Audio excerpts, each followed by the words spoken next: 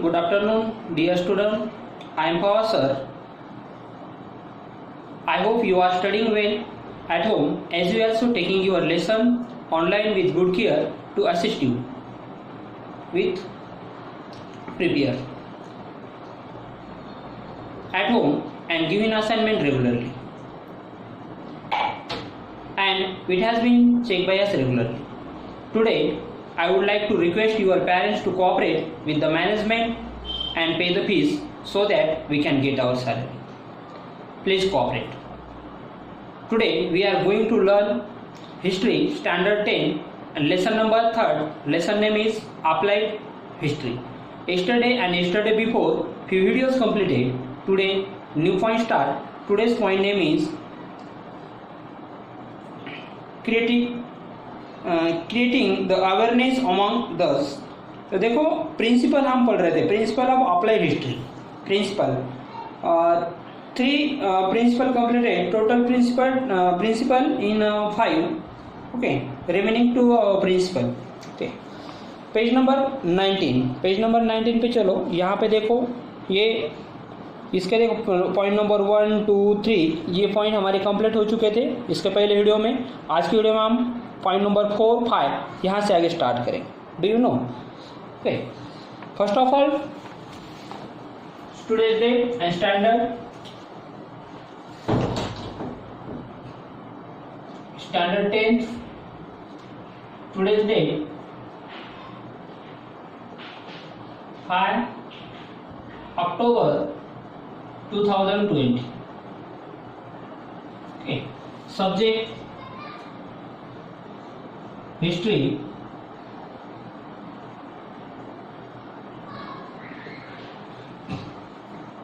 Third lesson name is Applied History.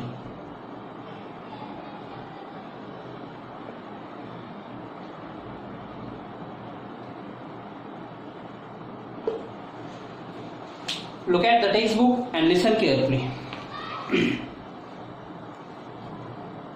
इसमें देखो first point था, एक बार उसको रीड करता हूं मैं. फर्स्ट पॉइंट है the operation necessary for the conservation, preservation and development of the heritage site can be handled without causing any changes in its original state. देखो उसमें क्या बताया था कि उसका कंजर्वेशन प्रिजर्वेशन करके रखना है, और जब भी उसमें चेंजेस करोगे तो उसमें कौन सा भी चेंजेस नहीं होना चाहिए, वो एज इट इज जैसा है वैसा रहना चाहिए. अगर उसमें चेंजेस कर दिए हमने, जैसे दौलताबाद फोर्ट है उसको अगर पूरा गिरा के दूसरा फोर्ट बनाएंगे तो कोई मतलब है क्या? नहीं. इसलिए उसमें चेंजेस नहीं होना चाहिए, इसलिए उसका प्रिजर्वेशन और कंजर्वेशन होना चाहिए. ये फर्स्ट पॉइंट में कहा था. सेकंड पॉइंट है the local social structure and psychology of the local people challenges faced by them in the present situation and their expectation can be surveyed in detail. देखो कि उनके सामने एक चैलेंज है, जो लोकल पीपल है उनके सामने एक चैलेंज है, उनकी जो साइकोलॉजी है लोकल पीपल की, उन्हें प्रेजेंट में फेस करना है, क्योंकि उसको प्रेजेंट में एज इट इज रखना है, उसमें चेंजेस नहीं होने देना है. थर्ड पॉइंट था due precaution can be taken to avoid hurting sentiment of the local people while completing the project of conservation, preservation and development of the heritage site. अभी heritage site का उन्हें क्या करना है? डेवलपमेंट करना है, उसका केयर रखना है और अच्छे से संभाल के उसको रखने का काम करना है, क्योंकि उसके थ्रू फिर क्या मिलती है? पेमेंट, जॉब मिलती है. जॉब मिलने के बाद पेमेंट मिलता है. ओके, हम वहाँ पर देखने के लिए जाते हैं जब वो उसका प्रिजर्वेशन करके रखेंगे तब. Do you understand? तो अब न्यू पॉइंट हम स्टार्ट कर रहे हैं. फोर्थ पॉइंट रिमेनिंग था हमारा, fourth and fifth. Fourth point देखो participation of the local people in the project can be facilitate. तो इसमें इस प्रोजेक्ट में क्या होना चाहिए? जो लोकल पीपल है उसको पार्टिसिपेट करना पड़ता है, क्योंकि लोकल पीपल ही वहाँ का केयर कर सकते हैं. हम यहाँ से जाकर जो भी हेरिटेज साइट है उसका प्रोटेक्ट कर सकते हैं क्या? नहीं. जो वहाँ के लोकल पीपल है वो ही उस प्रोजेक्ट में पार्टिसिपेट हो सकते हैं, क्योंकि उन्हें वो नजदीक है और वो हर दिन उसका ख्याल रख सकते हैं. समझ में? नेक्स्ट है फिफ्थ वाला point, systematic plan can be the design to employ the local skill in a creative way and create better opportunity of the livelihood. देखो ऐसे जो होते हैं ये जैसे कि ये जो ओल्ड हमारे हेरिटेज साइट है, तो कोई कोई ऐसे सिस्टमेटिक प्लानिंग करता है और डिज़ाइन ऐसी उसकी अच्छी होती है कि अगर उसके ऊपर कोई डिज़ाइन करता है, किसके ऊपर, समझो कि ये जो फोर्ट है हमारे उसके ऊपर कोई डिज़ाइन करता है या केव है उसके ऊपर डिज़ाइन करता है, तो उसके लिए उसको एम्प्लॉय मिलता है, जॉब मिलता है। जैसे कि ये अजिंठा केव है ना, वहाँ पर एक हमारे महाराष्ट्र का ही मुंबई में उसने डिज़ाइन का एजुकेशन किया था, और डिज़ाइन का एजुकेशन करने के लिए वो स्टूडेंट ने जो अजिंठा केव है उसके ऊपर एक डिज़ाइन बनाई थी, वो अभी भी है। तो ऐसी डिज़ाइन बनाई थी कि उसको पॉपुलर हुआ था, वो डिज़ाइन पॉपुलर हुआ था, सब लोगों को पसंद आया था। ओके, तो ये डिज़ाइन के थ्रू हम उसकी और क्या बना सकते, शोभा बढ़ा सकते हैं, समझे। वो क्रिएट बेटर होना चाहिए, फिर उसको अपॉर्चुनिटी और लिवलीहुड उसको जीने का तरीका वो सीख सकता है, इसलिए हमारे पास कला होनी चाहिए। ये 5th। तो अगर आपको पूछे गए principle of the applied history, तो ये 5 प्रिंसिपल आपको राइट करना पड़ेगा। ठीक है, ये 2 मार्क्स 3 मार्क्स के लिए आपको पूछे जा सकते हैं। नेक्स्ट वाला है 3.5 एफिलिएटेड प्रोफेशनल फील्ड। और एफिलिएटेड प्रोफेशनल फील्ड क्या है, इसके बारे में हम देखते हैं क्या क्या करना पड़ता है हमें इसके through. Knowledge of history can be the supportive in the decision making with regard to the respective legal provision and public policy in the following field। अब पब्लिक की पॉलिसी क्या है, फॉलोइंग फील्ड कौन कौन से देखो उसमें।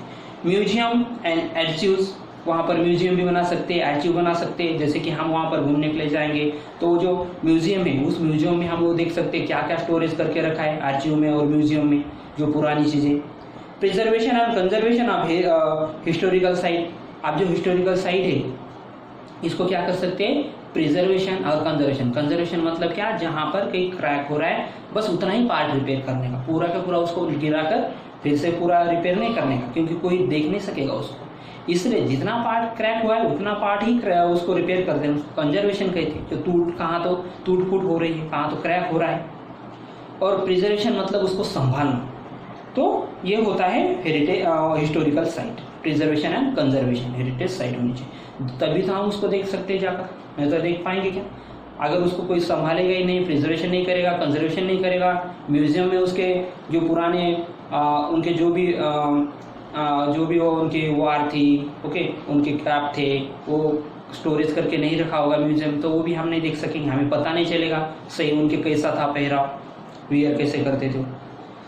टूरिज्म एंड हॉस्पिटलिटी, अब जो टूरिज्म होते हैं, देखो टूरिज्म के लिए वहाँ पर एक हॉस्पिटलिटी होती है, मेडिसिन होते हैं, हॉस्पिटल नज़दीक में होता है, ऐसी फैसिलिटी होनी चाहिए, होती है। अगर कोई टूरिज्म वहाँ पे घूमने आया, किसी को कुछ लग गया, ओके, किसी की तबीयत खराब हो गई वो घूमते घूमते, तो वहाँ साइड में क्या होनी चाहिए, कौन सी फैसिलिटी मिलनी चाहिए, हॉस्पिटल की फैसिलिटी होनी चाहिए। ओके, वहाँ पर टूरिज्म को ठहरने की अपनी फैसिलिटी होनी चाहिए। इंटरटेनमेंट एंड मास मीडिया, और वहाँ पर इंटरटेनमेंट भी होते हैं। देखो जहाँ पर तुम घूमने के लिए जाते हो वहाँ पर बहुत सारे इंटरटेनमेंट होते हैं, मास मीडिया होता है। Okay, do you know the earliest museum 6th century BC before common era, उसका फुल फॉर्म क्या है, before common era in the world was discovered during the excavation at the city of Ur in the Mesopotamia. तो वहाँ पर है, देखो ये Mesopotamia का क्लेव टैबलेट्स है, यहाँ पर दिखाई दे रहा है। देखो ये जो पिक्चर दिखाई दे रहा है ये कहाँ का है, मेसोपोटामिया का है। Okay, the excavation were conducted by the sir Leonard, और इसका पता किसने लगाया था, sir Leonard Woolley, 1922 to 1934। This museum was built by the princess of the Mesopotamia। तो ये मेसोपोटामिया के जो प्रिंसेस है उन्होंने ये बिल्ड किया था, बिल्ड मतलब उसने बनाया था, वो मेक किया था। Okay, her name was Inigally, she herself was the curator of the museum। The noteworthy feature of that museum is the clay tablets। तो कौन सा था museum, clay tablets. inscribed with the description of the exhibited artifacts। और ये आर्टफैक्ट से बनाया हुआ वाला क्ले टैबलेट है, वहां पर पिक्चर में दिखाई दे रहा है। डू यू नो में देख लो। नेक्स्ट वाला डू यू नो है हमारा इंडियन म्यूजियम कोलकाता का।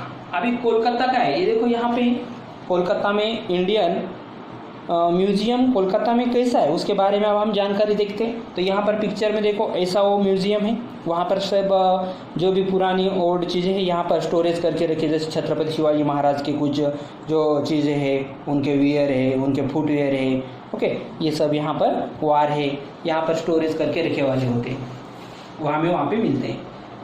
The Indian museum at the Kolkata was founder by the Asiatic society in 1814। तो देखो इसका फाउंडर कब हुआ था? 1814 में इसको इस्टेब्लिश किया गया था।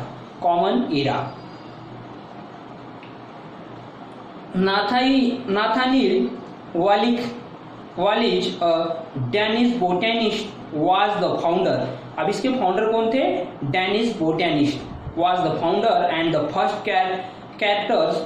Characters of the museum. और ये फर्स्ट कैरेक्टर थे इस म्यूजियम के फाउंडर के। ये याद रखो कि फर्स्ट कैरेक्टर कौन थे। तो Danish botanist the first character of the museum. The photographs of the museum scene here is dated. उसके जो फोटोग्राफ है वो कौन से डेट से स्टार्ट हुए? तो 1905 से।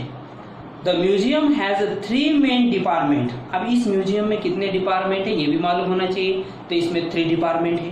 तो कौन कौन से? Art, archaeology and anthropology. ये याद रखो कि कोलकाता म्यूजियम में कितने डिपार्टमेंट है। How many departments? तो 3 departments is there are the arts, there are arts, archaeology and anthropology. There are 3 क्या है main departments? Arts, archaeology and anthropology. Other affiliated departments are the conservation, publication, photography, exhibition, preservation, model making, training, library, security। तो वहाँ पर library भी है, security भी है, okay. Library में भी जाकर हम देख सकते हैं, ओके। मॉडल मेकिंग है, वहाँ पर ट्रेनिंग भी दिया जाता है वहाँ पे मॉडल मेकिंग के लिए। तो ये सब चीज़ें हमें कहाँ देखने के लिए मिलती है? तो ये है कोलकाता के इंडियन म्यूजियम में। तो ये आपको पता होना चाहिए कि कोलकाता के इंडियन म्यूजियम में कौन कौन से पार्ट है और उसमें मेन डिपार्टमेंट कौन से है, ये समझ में आना चाहिए। इसके पहले वाला डू यू नो में हमने क्या पढ़ा था? वहाँ पर कौन सी आर्टिफिशियल है, वहाँ पर केव टैबलेट है। तो केव टैबलेट कहाँ है? मेसोपोटामिया में है। और ये कोलकाता के म्यूजियम है, इसका फाउंडर कौन है, कब से स्टार्ट हुआ है, ये आपको याद रखना है। Do you understand? Now stop lecture, we will meet next video. Thank you.